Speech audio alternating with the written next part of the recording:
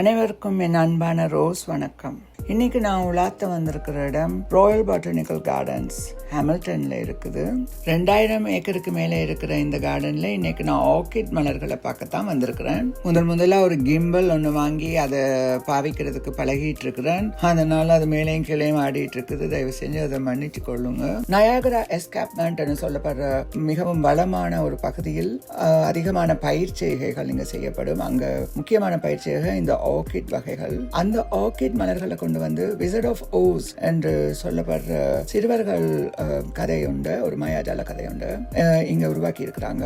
அதுக்காக 25,000 ஆர்கிடுகள் இங்க கொண்டு வரப்பட்டிருக்குது. 25,000 ஆர்கிட் மலர்கள். இதுல என்ன அதிசயம்னு கேட்டீங்கன்னு சொன்னா, ஆர்கிடுகளை வளர்க்கறது மிகவும் எளிதான ஒரு விஷயம் இல்லை. அதுக்கு நுட்பமான அறிவும் பொறுமையும் மிகவும் அவசியம். ஆர்கிட் மலர்கள் என்றால் ஒரு எலிகன்ஸ் இருக்குன்னு சொல்லுவாங்க. அதனால அது உயர்தட்டு மக்களின் மலராக பார்க்கப்படுது. நயாகரா பகுதியில் பண்ணைகளில் வளர்க்கப்படாது. இவை கிரீன் ஹவுஸ் தாவரம். நயாகரா எஸ்காப்மெண்ட் லேக் ஒன்டாரியோவுக்கு அருகில் இருப்பதால் மிதமான குளிர்காலத்தையே சந்திக்கும். அதனால் தான் அங்கு அதிகமான கிரீன் ஹவுஸ் பயிற்சிகள், திராட்சை தோட்டங்கள் எல்லாம் காணக்கூடியதாக இருக்கும். மாத் ஆர்கிட் சொல்லப்படுற வகைதான் அதிகமாக வளர்க்கப்படுறது. ஏன்னா அது நீண்ட நாட்களுக்கு பூத்தே இருக்கும். வீட்டுக்குள்ளேயே வச்சுக்கலாம். மார்க்கெட் டிமாண்ட் கூட இருக்கு. அதாவது நீங்கள் இந்த சூப்பர் மார்க்கெட் ஃப்ளாரிஸ்ட்ல எல்லாம் பார்த்தா பாட்டுக்குள்ள வச்சு கொடுப்பாங்க. வேலண்டைன்ஸ் டே, மதர்ஸ் டேக்கெல்லாம் ஆர்கிடுகள் அது வந்து அந்த கூடுதலாக அந்த மாத் ஆர்கிடா தான் இருக்கும். இவை கிரீன் ஹவுஸுக்குள்ள டெம்பரேச்சர் கண்ட்ரோல், அதாவது சுமார் 25 டிகிரி சென்டிகிரேட் தான் அதிகமாக போகக்கூடிய வெப்பமாக இருக்கும். ஹியூமிடிட்டி, அதாவது ஈரத்தன்மை வந்து அதிகமாக இருக்கணும். 60 to 80% அட்லீஸ்ட் இருக்கணும். அது மாதிரி நேரடியான சூரிய ஒளி இல்லாமல் ஒரு சாஃப்ட் லைட் இருந்தால் தான் ஆர்கிட்ஸுக்கு நல்லது. அதே போல் நல்ல ஏர் சர்க்குலேஷன்ஸ் வேணும். முக்கியமாக இவை வந்து மண்ணில் வளர்றதில்லை. ஒரு பாக் மிக்ஸ் இல்லாட்டி ஒரு மாஸ்மீடியான்னு சொல்லப்படுற அந்த வேறு விதமான மர துண்டுகளுக்கு மேலே தான் ஆர்கிட் நல்லா வளரும். இந்த காற்றுல ஆடி இசை உருவாக்குற இந்த விண்ட் சைம்ஸ் எனக்கு நல்ல விருப்பம். ஒவ்வொரு சைஸுக்கும் செய்யப்பட்ட பொருட்களுக்கும் ஏற்ப அதன் விலை வித்தியாசப்படுது. அதே மாதிரி அதில் இருக்கிற சைஸை பொறுத்து அதில் இருக்கிற சுரங்களும் வித்தியாசப்படுது.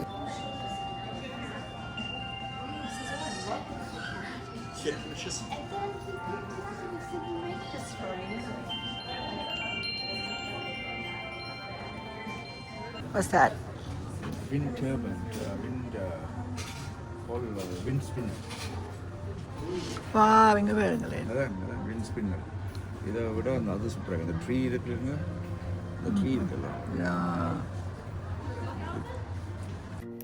சரி, திரும்ப எங்கட வேலைக்கு வருவேன். ஆர்கிட் மலர்களை ஒரு செடியா வளர்த்து அதில் பூ பூத்து அதை விற்கிறதுக்கு 2 வருஷ உழைப்பு தேவை. அதனால தான் ஆர்கிட் மலர்கள் நல்ல விலை கூடினதாகவும் மேல்தட்டு மக்களுடைய மலர்களாகவும் இன்று வரைக்கும் இருக்குது.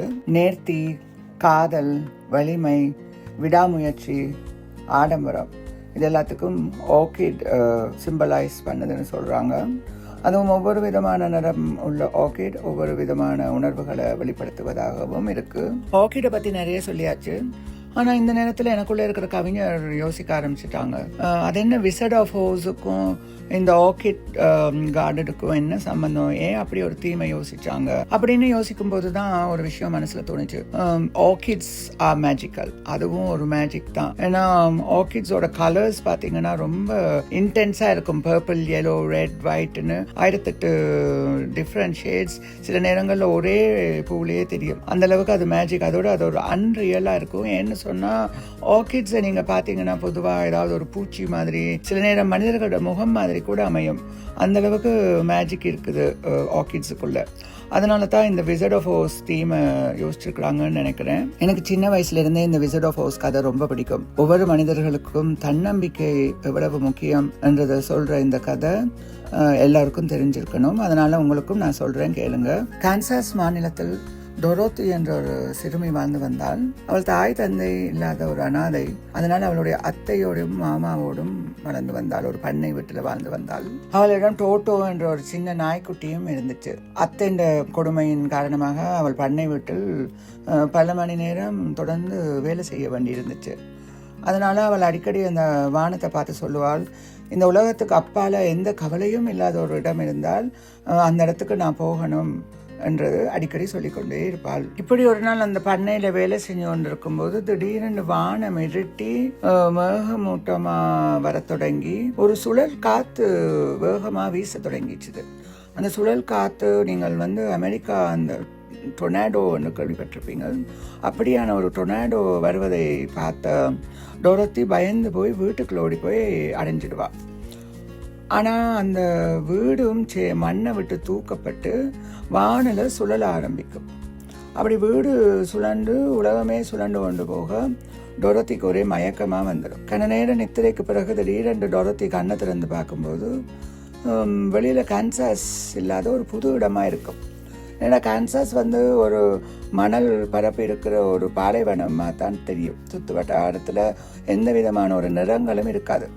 ஆனால் இங்கே அவள் ஜன்னலுக்களால் வெளியில் எட்டி பார்த்தா சுற்றிலும் நல்ல வித்தியாசமான நிறங்கள், வித்தியாசமான மலர்கள், அதை விட சந்தோஷத்தில் ஒரு துள்ளி குதிச்சு கொண்டு நிறைய மனிதர்களும் தெரிவாங்க. வீட்டை விட்டு வெளியில் வந்ததுக்கு பிறகுதான் டொரோத்திக்கு தெரியும் அவள் ஒரு புது விதமான மந்திர உலகத்திற்கு வந்திருக்கிறாள். அந்த மந்திர உலகத்தின் பேர் ஆஸ். அந்த மந்திர உலகத்தில் வாழ்கிற இந்த மனிதர்கள் தான் அந்த மஞ்சின்கள். மஞ்சின்கள் துள்ளி குதிச்சு கொண்டிருந்ததுக்கான காரணம், டொரோத்தின் வீடு விழும் பொழுது அது அங்கே இருந்து ஒரு தீய ஒரு ராட்சசியின் தலையில விழுந்து அந்த ராட்சசியை கொண்டுட்டுது. அந்த கொண்டனால தான் இவர்கள் அவ்வளவு பேரும் சந்தோஷத்தோடையும் டொரோத்தியை ஒரு சூப்பர் ஹீரோயின் மாதிரியும் கொண்டாடினார்கள். அப்போ அங்கு ஒரு நல்ல மந்திரவாதி கிளிண்டாண்டு பேர்.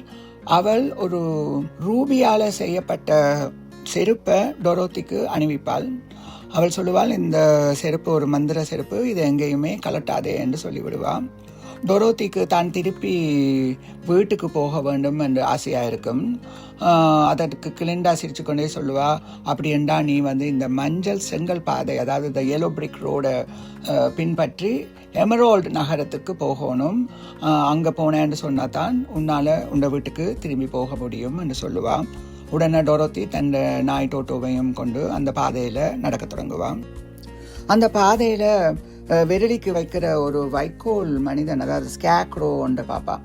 அந்த ஸ்கேக்ரோ அவர்கிட்ட சொல்லும், எனக்கு மூளை இல்லை என்று நான் கவலையில் இருக்கிறேன் என்று. அதுக்கு டொரோத்தி சொல்லுவாள், நான் எமரால்டு நகரத்துக்கு போகிறேன், அங்கே இருக்கிற மந்திரவாதி நாங்கள் கேட்குற வரத்தை கொடுப்பான், நீயும் என்னோட வாண்டு கூட்டிகிட்டு போகிறான். அவையில் 2 பேரும் போய்கொண்டு இருக்கேக்கில் பாதையில் திருப்பி என்னோட தகர மனிதன், அதாவது டின் மேனை சந்திப்பினோம். அந்த டின் மேன் சொல்லுவார், எனக்கு இதயம் இல்லை என்று. ஆனால் டொரோத்தி, நீ அன்பு செய்ய தெரிந்தவன், நீ என்னோட வாண்டு சொல்லி அவரையும் அந்த மந்திரவாதிகிட்ட கூட்டிட்டு போவா. இப்படி 4 பேரும் போய் கொண்டிருக்கும் போது வழியில ஒரு சிங்கத்தை சந்திப்பின. ஆனா அந்த சிங்கம் சொல்லும், நான் பார்க்கத்தான் இப்படி பெரிய சிங்கம், எனக்குள்ள தைரியமே இல்லையண்டுவர். அதுக்கு டொரோத்தி, என்னோட வா என்று அவரையும் கூட்டிக் கொண்டு 5 பேரும் அந்த yellow brick ரோட்ல அவர்களுடைய பயணம் தொடர்ந்து போகும் பொழுது அவர்கள் எதிர்கொள்ளும் நிறைய பிரச்சனைகள், மனிதர்கள், விடயங்கள் மூலமாக அவர்கள் ஒவ்வொருவரும் எதை தேடிக்கொண்டிருக்கிறார்களோ அதை அவர் ஒவ்வொருத்தருமே வெளிப்படுத்துவார்கள். வைக்கோல் மனிதன் புத்திசாலியாக நடந்து கொள்ளுவான், தகர மனிதன் அன்பாக நடந்து கொள்ளுவான், சிங்கம் நல்ல தைரியமாக நடந்து கொள்ளும். அப்படி 3 பேருமே தங்களுடைய குணங்கள் எல்லாம் வெளிப்படுத்துவார்கள். அப்படி ஒரு வழியாக திருப்பி எமரால்டு சிட்டியை அடைந்து அந்த மந்திரவாதியை சந்திப்பார்கள். அங்கேயும் அவர்களுக்கு ஒரு திருப்பம் காத்திருக்கும்.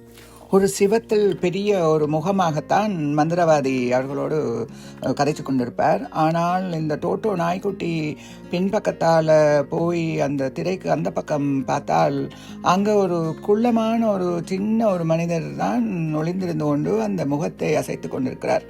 அவர் உண்மையிலேயே மந்திரவாதி இல்லை. அவரும் டொரோத்தி போல ஒரு இப்படியான ஒரு சூறாவளியால் அடிக்கப்பட்டு இங்கே சேர்ந்த ஒருவர் தான். அவருக்கும் கான்சாஸ் நகரத்துக்கு எப்படி திரும்பி போவதென்ற வழி தெரியாது. சும்மா எல்லாரையும் மாற்றிக்கொண்டு சொகுசாக வாழ்க்கை நடத்தி கொண்டிருக்கும் ஒருவர் தான் அங்கே அப்படி இருக்கிறார். எல்லோர் முகமும் வாடிவிடும். உடனே அங்கே கிளிண்டா சேர்வார். அவர் சொல்லுவார், நீங்கள் தேடிய ஒவ்வொரு விஷயமும் உங்களுக்குள்ளதான் இருந்தது என்று சொல்லி அவர்களுடைய எல்லா விடயங்களையும் விளக்கப்படுத்துவார்.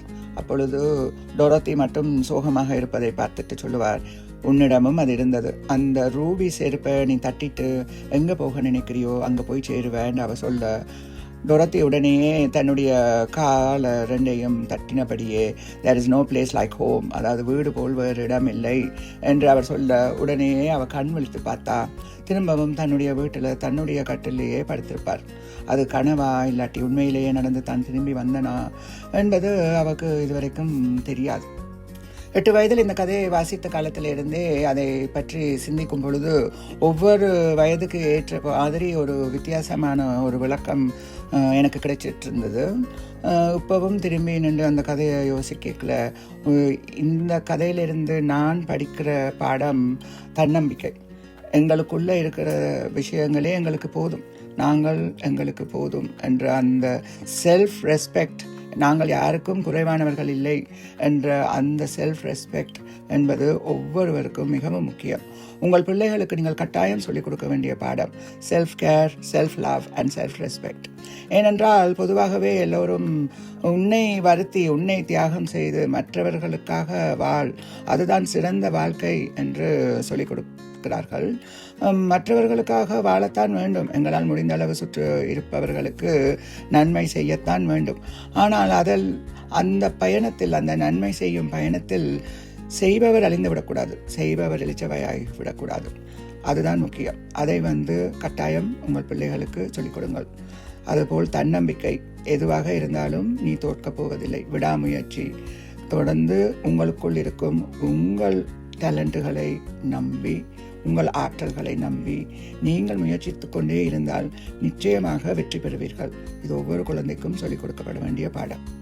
நான் நடந்து வந்த இந்த மலர் பாதையில் பார்த்தீங்கள் என்று சொன்னால், இந்த விசர்ட் ஆஃப் ஓஸ் கதையில் வரும் பல கேரக்டர்ஸ் இருந்தார்கள். அந்த சூனியக்காரி இருந்தார், டொரத்தி இருந்தார், அது மாதிரி கெலிண்டா இருந்தார். இப்பொழுது கடைசியாக நாங்கள் பார்த்தது அந்த மந்திரவாதி, பெரிய முகம், டின் மேன், இதோ அதுபோல் ஆரம்பத்திலேயே அந்த வைக்கோல் மேன், அதை விட சிங்கம், எல்லோரையும் பார்த்தோம். அதன் அடிப்படையில் அந்த ஆர்க்கிட் மலர்களை பற்றியும் நிறைய அறிந்து கொண்டோம். இன்று ஒரு நல்ல ஒரு உலா உங்களோடு எனக்கு மிகவும் சந்தோஷம். எங்கே போனாலும் என்னுடைய காஃபி இல்லாமல் முடிக்க மாட்டேன். அதனால் இதோ என்னுடைய கப் காஃபி. நன்றி, வணக்கம். மீண்டும் மலர்வோம்.